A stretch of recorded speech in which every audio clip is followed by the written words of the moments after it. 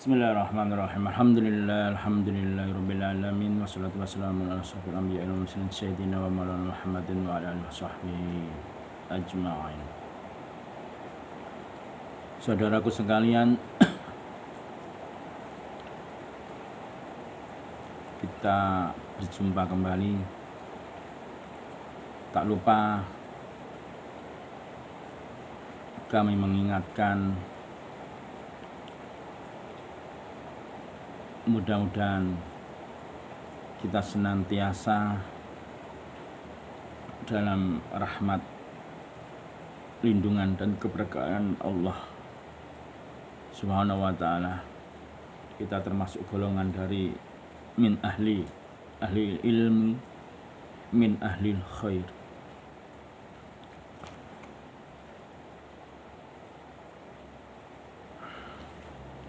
Kembali tentang ilmu yang wajib dipelajari adalah ilmu tauhid, ilmu fikih, ilmu tasawuf yang meliputi syariat, adab dan akhlak. Tanpa ilmu tauhid kita akan terjerumus ke dalam kemusyrikan. Tanpa ilmu fikih ibadah kita tertolak dan kita cenderung rentan kepada kekufuran. Sedangkan tanpa ilmu tasawuf yang meliputi adab, akhlak, syariat, kita akan tersesat atau terlaknat. Kita menoleh kepada sejarah, ke tempo dulu atau masa lampau. Kita menoleh sedikit ke era zaman azali. Bagaimana hamba Allah yang tadinya dimuliakan, derajatnya yang tinggi, yaitu iblis laknatullah alaih, yang tadinya menyandang gelar Azazil, yang dimuliakan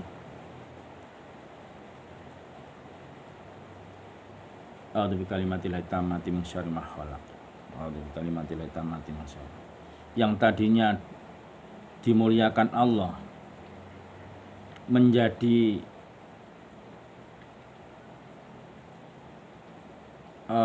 terlaknat atau menempati derajat yang rendah. Akhirnya menjadi gelar syaitonir rajim,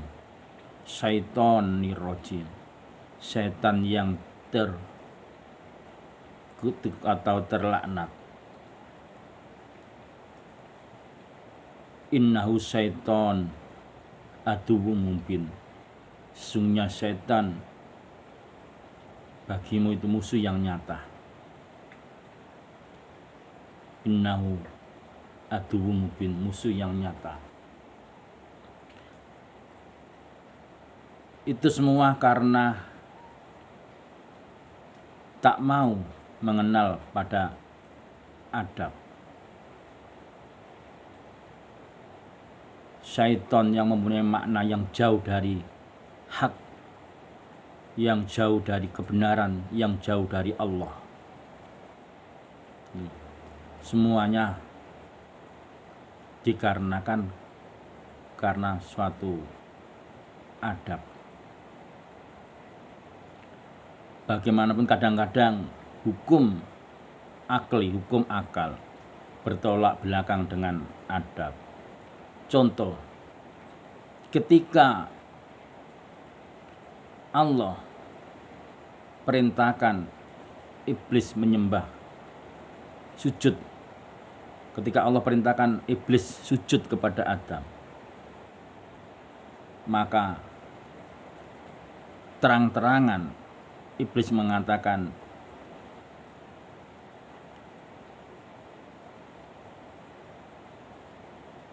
inni khairum min Adam, sesungguhnya aku lebih baik daripada Adam. Karena dari segi materi penciptaan merasa lebih baik Adam diciptakan dari iblis diciptakan dari api, sedangkan Adam dari tanah yang busuk. Nah, disinilah pentingnya peranan adab akhlak. Karena secara akal memang betul bahwa secara materi atau secara penciptaan itu memang hukum akalnya memang lebih baik. Dan bantahan iblis pun masuk akal, secara hukum akal. Bukankah engkau ciptakan hanya untuk menyembah kepadamu ya Allah? Nah, betul, secara hukum akal betul. Tapi di sini adabnya adalah hukum adabnya, peranan adab. Bahwa Allah perintahkan untuk menciptakan, bahwa Allah perintahkan iblis sujud kepada Adam adalah sujud penghormatan, bukan sujud ubudiyah atau sujud penyembahan. Nah, itu pentingnya adab. Satu lagi contoh, ketika Allah ciptakan jasad Adam, setelah Allah sempurnakan jasad Adam yang Allah ciptakan dari 5 saripati tanah yang berbau, 5 saripati dari tanah yang busuk, yang hitam, yang kuning, kemudian tanah yang merah, kemudian dari unsur 5 saripati tanah. Kemudian Allah sempurnakan menjadi wujud fisik yang telah padat, sempurna. Maka Allah perintahkan ruh untuk memasuki jasadnya Nabi Adam. Ketika itu ruh memenuhi perintah Allah, yaitu masuk ke jasadnya Nabi Adam. Tapi masuknya ke jasad Nabi Adam itu tidak ikhlas, dengan menggerutu atau bahasa Jawane ngedumel, kedumelan, enggan untuk memasuki jasad Nabi Adam. Ruh itu setengah hati atau enggan atau terpaksa, dalam keadaan terpaksa karena mengikuti perintah, karena tunduk pada suatu perintah Sang Khalik, Sang Pencipta. Maka Allah berfirman, wahai ruh, karena engkau memasuki jasad Adam dengan terpaksa, dengan keengganan, menggerutu, maka persaksikan olehmu kelak ketika kamu keluar dari jasadnya Adam dan anak keturunannya, maka akan disertai rasa sakit. Maka itulah hukum sunatullah sebab akibat.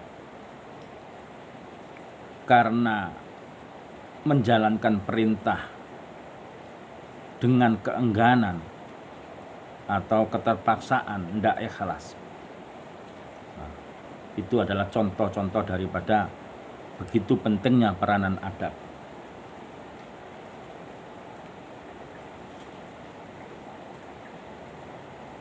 Sekilas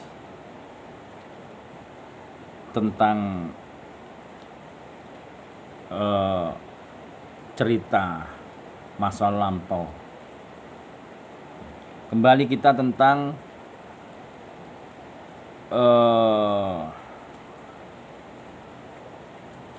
merawat cinta kasih dalam keluarga.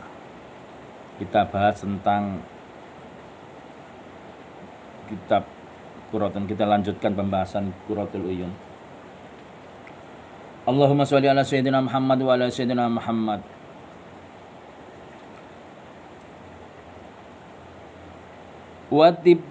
Watib bima anfa'ta nafsan yafata wa'dil bima tamliku sahhi sabata.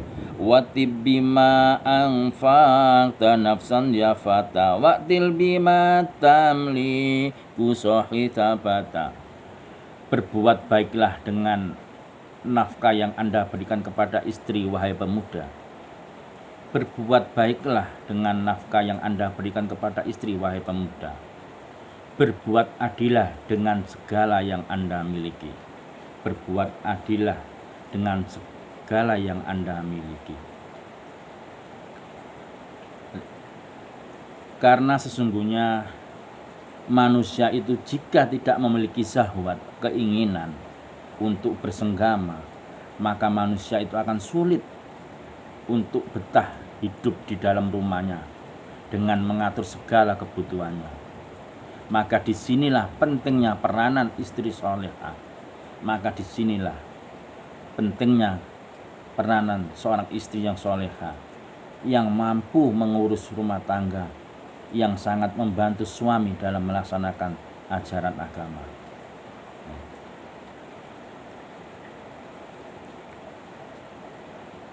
Dalam kitab An-Nasihah dijelaskan bahwa suami hendaknya dengan senang hati memberikan uang belanja kepada istrinya. Karena memberi nafkah kepada istri adalah wajib, maka dia mendapatkan pahala. Maksudnya gini, ketika pemberian nafkah itu tidak karena dipaksa, ketika pemberian nafkah itu tidak karena dipaksa atau hanya karena kebiasaan atau menuruti kebiasaan. Suami memberikan nafkah hanya karena menuruti kebiasaan, maka dia hanya terbebas dari tanggungannya tanpa mendapatkan pahala. Itu pentingnya pemberian nafkah.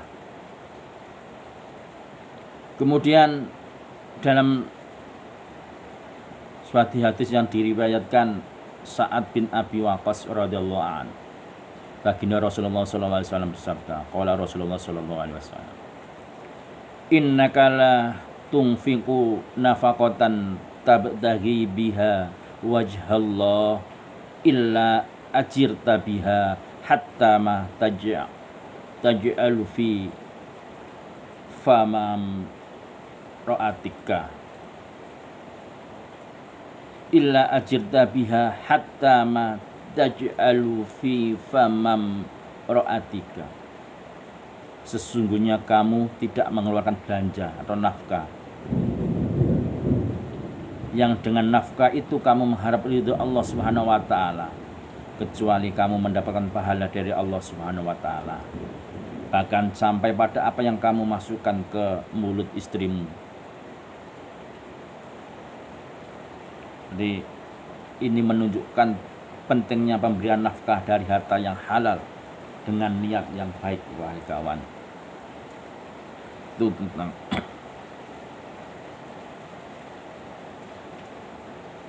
maka pentingnya berbuat adil kepada seorang istri. Pentingnya berbuat adil kepada seorang istri. Maka ada suatu nasihat dari ulama, nasihat ulama, bahwa sebaiknya seorang istri atau menantu perempuan jangan dijadikan satu dengan mertua, karena salah satu akan tersakiti. Karena salah satunya pasti akan tersakiti. Karena suami akan penuh dilema di saat dia harus meratukan istri. Seorang ibu ikut mencampur, ikut mengatur, maka eh,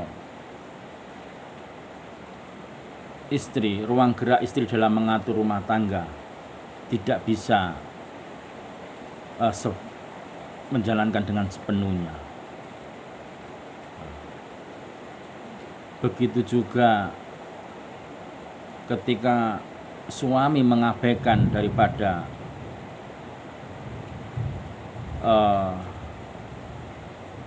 nasihat ibu atau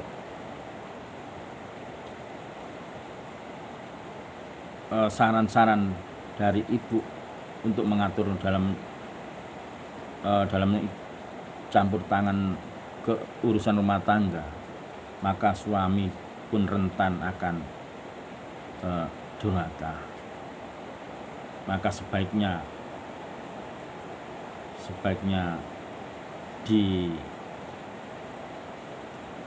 bisa dipisah.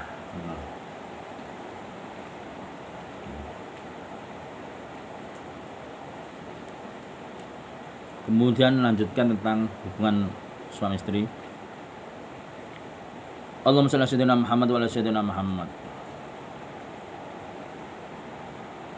Wa nasamuha ba'dal faraghiya fatah bijambihal aymani hakama ata yujibu sahidaka wa aksuma dzakartu ya sahibi aksihin tama. Tidur istri seusai senggama, wahai pemuda, adalah dengan lambung kanan. Tidur istri seusai bersenggama, wahai kawan, adalah dengan lambung kanan. Pahamilah keterangan ini, karena cara tidur seperti itu menyebabkan anak yang terlahir laki-laki. Jadi ketika menginginkan anak yang terlahir laki-laki, maka setelah selesai bersenggama, selesai bersebadan, maka istri dianjurkan tidur dengan lambung kanan atau noleh ke kanan, miring ke kanan. Kebalikan dari apa yang saya katakan, anak yang terlahir adalah wanita. Tadi kebalikan daripada tidur dengan lambung kanan, maka anak yang terlahir adalah wanita. Ini anjuran dari Al-Imam Syekh Penantum, Al-Alim Al-Allamah Syekh Penantum. Jika suami menghendaki anak terlahir laki-laki, maka setelah bersenggama hendaklah suami meminta istrinya supaya tidur miring ke kanan. Apabila menghendaki anak perempuan, maka sebaliknya. Apabila tidurnya hanya untuk istirahat, maka sebaiknya dengan tidur posisi terlentang.